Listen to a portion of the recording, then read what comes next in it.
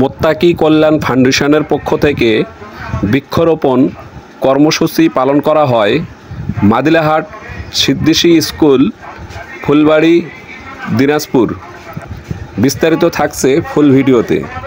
গাছ লাগান, এই পরিবেশ বাঁচান। গাছ আমাদেরকে বিশুদ্ধ বায়ু দেয়, এটা তো সবাই জানি নাকি? আমাদেরকে বাঁচতে গেলে কি পরিবেশ দূষণ থেকে বাঁচতে গেলে গাছ লাগানোর কোনো বিকল্প আছে না? কোনো বিকল্প নেই। প্রত্যেককেই গাছ লাগাবো, কথা একটাই, প্রত্যেককে ৫-১০টা করে গাছ লাগাবো। যে ধরনের গাছ, ফলজ হোক, বনজ হোক, ওষুধি হোক, সেই গাছটা লাগাবো। যে আমি যে অক্সিজেন গ্রহণ করব সেটা অন্যের অপেক্ষায় থাকবো, অন্যের আশা থাকবো কেন? আমরা নিজেরাই এই যে বায়ু দূষণ, এই যে তীব্র গরম, এটা থেকে বাঁচতে গেলে গাছ লাগানোর কোনো বিকল্প নেই।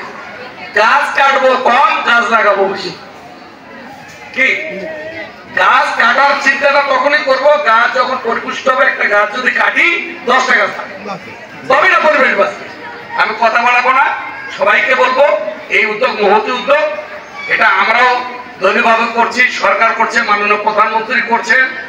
আমরা এই এলাকার মাটি মানুষের নেতা বীর মুক্তিযোদ্ধা, আইন বিচার ও সংসদ বিষয়ক মন্ত্রণালয়ের সম্মানিত সভাপতি বীর মুক্তিযোদ্ধা অ্যাডভোকেট মোস্তাফিজুর রহমানের নেতৃত্ব গোটা ফুলবাড়িতে গাছ বৃক্ষরোপণের প্রোগ্রাম দিয়েছি। হাজার হাজার গাছ আমরা রোপণ করব।